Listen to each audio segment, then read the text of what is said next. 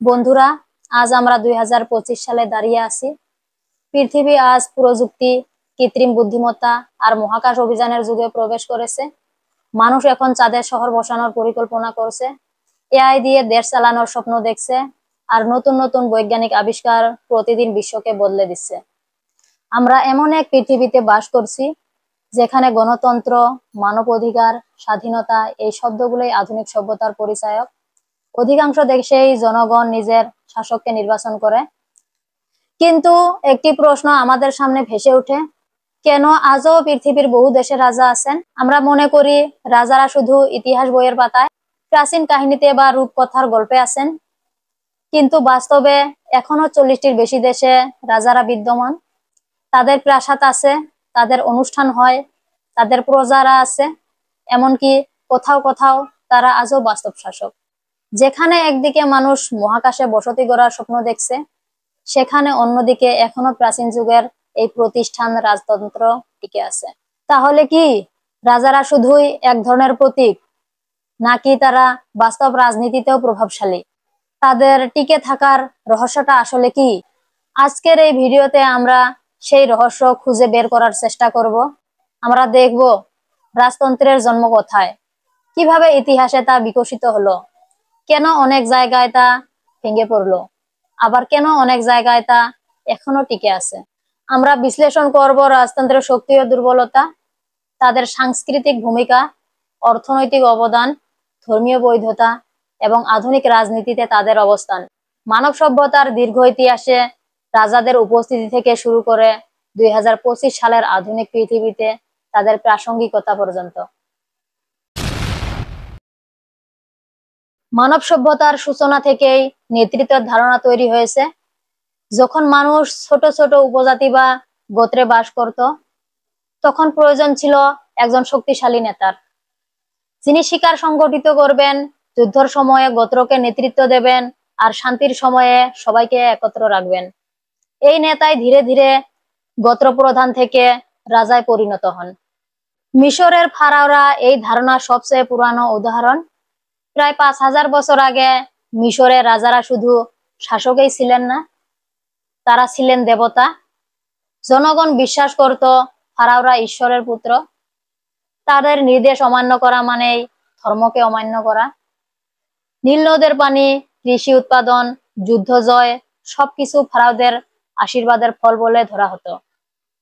ভারতে মগধ সাম্রাজ্যের সম্রাট অশোক ছিলেন শুধু একজন শক্তিশালী শাসক নন, তিনি ছিলেন নৈতিকতার প্রতীকও। যুদ্ধের পর বৌদ্ধ ধর্ম গ্রহণ করে তিনি ধর্মকে রাজনৈতিক শাসনের সঙ্গে মিশিয়ে দেন। তার সময়ে রাজা শুধু শাসকই ছিলেন না, তিনি ছিলেন সমাজ সংস্কারক। চীনের চিন শি হুয়াং প্রথম সম্রাট, তিনি সামরিক শক্তি দিয়ে ছোট ছোট রাজ্য একত্র করে বিশাল সাম্রাজ্য গড়েন।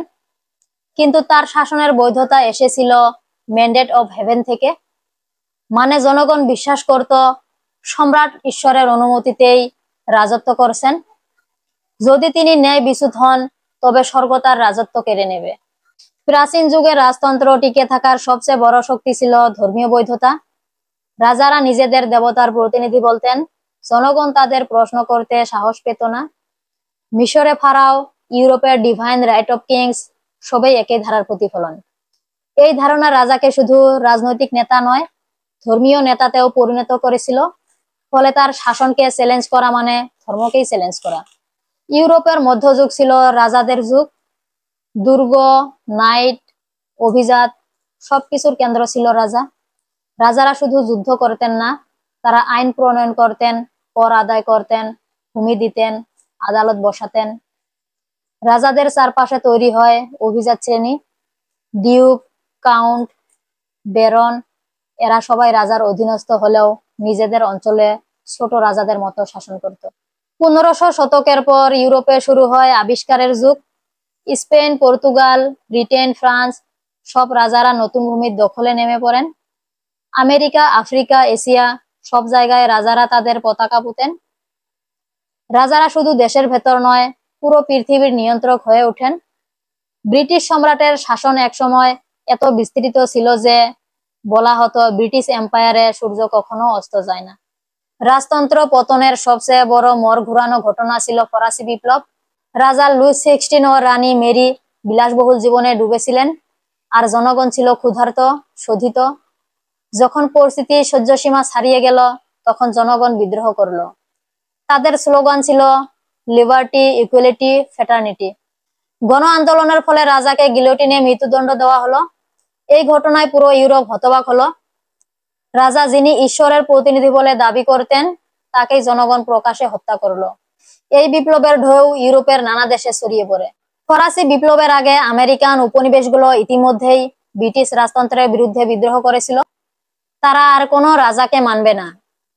তাদের সংবিধানে স্পষ্ট বলা হলো, গণতন্ত্রই তাদের ভিত্তি। প্রথম বিশ্বযুদ্ধ ছিল রাজাদের যুদ্ধ। Germany, Austria, Hungary, Russia, Britain সব দেশেই তখন রাজারা ক্ষমতায় ছিলেন। যুদ্ধের শেষে তিনটি বড় সাম্রাজ্য ভেঙে পড়ে। রাশিয়ার জার শাসন, অস্ট্রিয়া হাঙ্গেরির রাজতন্ত্র, জার্মানির কাইসার। রাশিয়ায় জার নিকোলাস দ্বিতীয়কে পরিবার সহ গুলি করে হত্যা করা হয়। অস্ট্রিয়া ও জার্মানিতে রাজারা নির্বাসনে যান। দ্বিতীয় বিশ্বযুদ্ধের পর আরো দেশ রাজতন্ত্র বিলুপ্ত করে। ইটালি, গ্রিস, বুলগেরিয়া, রোমানিয়া সবাই রাজাদের বিদায় জানায়। 2025 সালে এসে পৃথিবীতে এখনো প্রায় 40টির মতো দেশে রাজা, রানী, সুলতান, সম্রাট বা আমির আছেন। কিন্তু বাস্তবে আজকের পৃথিবীতে সব রাজা সমান নন। তাদের ভূমিকা, ক্ষমতা, গুরুত্ব সবকিছু দেশভেদে ভিন্ন। কিছু রাজা হচ্ছেন সাংবিধানিক রাজা, যেমন নাকি নরওয়ে, সুইডেন, নেদারল্যান্ড ও ব্রিটেনের রাজার কথা বলতে পারি, যেখানে রাজারা শুধু আনুষ্ঠানিক ভূমিকা পালন করেন, কিন্তু আসল ক্ষমতা থাকে জনগণের নির্বাচিত সংসদের হাতে। অন্যদিকে সৌদি আরব, ইসওয়াতিনির রাজা হলেন পরম রাজা, যেখানে সব ক্ষমতা রাজার হাতে ন্যস্ত থাকে। সৌদি আরবের রাজা সালমান ও যুবরাজ মোহাম্মদ বিন সালমানের হাতে আইন, অর্থনীতি, রাজনীতি এবং রাষ্ট্রের সব কামকাজ তাদের সিদ্ধান্তে চলে। ভুটান ও মরক্কোয় রাজা আছেন, আবার জনগণই কিছু ক্ষমতা ভোগ করে। ভুটানের রাজা জিগমে খেসার জনগণকে গণতন্ত্র উপহার দিয়েছেন, যেখানে সংসদ আছে, কিন্তু রাজা এখনো নীতি নির্ধারণে গুরুত্বপূর্ণ ভূমিকা পালন করেন। কিছু দেশ আছে যেখানে রাজারা হলো ঐতিহ্য রক্ষার প্রতীক। প্রশ্ন আসে, যেখানে গণতন্ত্র দুনিয়ার মূলধারা, সেখানে রাজারা কেন এখনো আছেন? আসলে এর পেছনে কয়েকটি শক্তিশালী কারণ রয়েছে। নাম্বার 1, ঐতিহ্য ও সংস্কৃতি। রাজারা অনেক দেশের ইতিহাসের সঙ্গে ওতপ্রোতভাবে জড়িত। জনগণ মনে করে রাজা মানে তাদের অতীত, সংস্কৃতি ও ঐতিহ্য। নাম্বার 2, রাজনৈতিক স্থিতিশীলতা। অনেক সময় রাজারা রাজনৈতিক ঝড়ের মধ্যে স্থিতিশীলতার প্রতীক হয়ে ওঠেন। নাম্বার 3, অর্থনীতি, পর্যটন ও ব্র্যান্ড ভ্যালু। রাজারা অনেক সময় দেশের অর্থনীতিতে বড় ভূমিকা রাখেন। ব্রিটিশ রাজপরিবার পর্যটন থেকে প্রতি বছর বিলিয়ন পাউন্ড আয় করে। ভুটান রাজাকে কেন্দ্র করে পর্যটনকে বিকশিত করেছে। নাম্বার 4, ধর্মীয় বৈধতা। অনেক দেশে রাজাদের ধর্মীয় মর্যাদা আছে। সৌদি আরবে রাজা 2 পবিত্র মসজিদের রক্ষক। জাপানের সম্রাটকে সূর্য দেবীর বংশধর বলা হয়। নাম্বার 5, জনমানসের জনপ্রিয়তা। উদাহরণ হিসেবে আমরা ভুটানের রাজার কথা বলতে পারি।